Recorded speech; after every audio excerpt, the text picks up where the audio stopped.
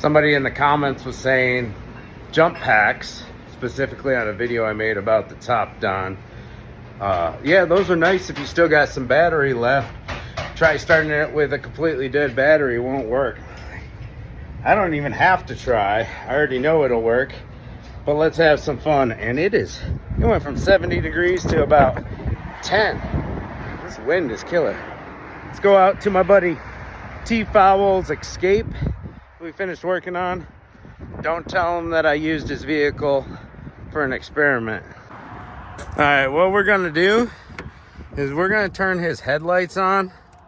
See, headlights on. We wanna completely drain this battery. See, headlights are on. Shoot, we'll even put the key in the on position and make sure we have a completely dead battery. 24 hours, hit it with the old Topdon JS3000. Oh look, he left some tip money for me. Nah, I'm just kidding. I wouldn't ever take anything. All right, it's been more like 48 hours, totally dead. Hey, keys on. Nothing lights up, totally dead. Go ahead and turn the headlights off. We're dead. Nothing.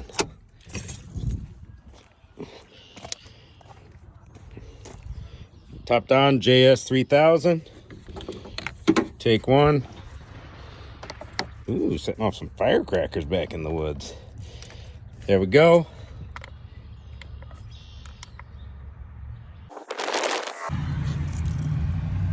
%100% charge. All right, sorry about the delay there.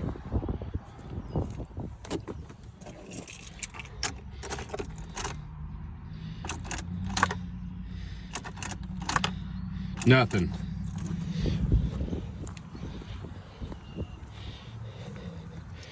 Go like this. A little twisteroo. I think you got to hit the boost button if it's totally dead. Nope.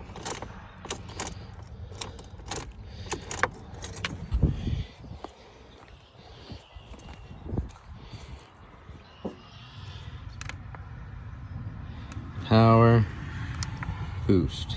Do we got to hold the button down for boost? There we go. You got to hold the button down for boost. That's the override button.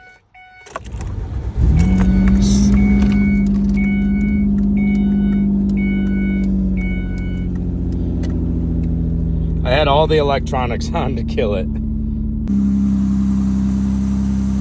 Jump packs are made with a safety switch, so people that don't know much about cars don't reverse the polarity, negative on positive, positive on negative. But if you have a boost button, you can override that safety if you know what you're doing. Same with this brand right here, has a boost button. So if your battery is completely drained, you got to hit the boost button to override that little safety thing. When jump packs came out, they didn't have that safety thing. Then they added the safety. And then I think so many people were complaining, like, I can't jump it if, you know, you're totally dead, left your headlights on overnight. So now there's an override, a boost on a lot of the packs coming out. I have a couple older ones that have the safety feature where it won't juice it up if it's 100% dead battery. And they don't have the boost feature. I got one back there that works great, and but it doesn't have the boost feature, which is really annoying because you buy that for dead batteries. And in that certain situation where it's at 0% battery, it has nothing to sense, it's really annoying. This Topdon will jump a 100% dead battery just like that, faster than a car battery. I can't speak to the longevity of this, but so far, this one is my favorite as far as design and functionality. And as far as longevity goes, everything Topdon makes that I've tried so far has been great. This is my new go-to.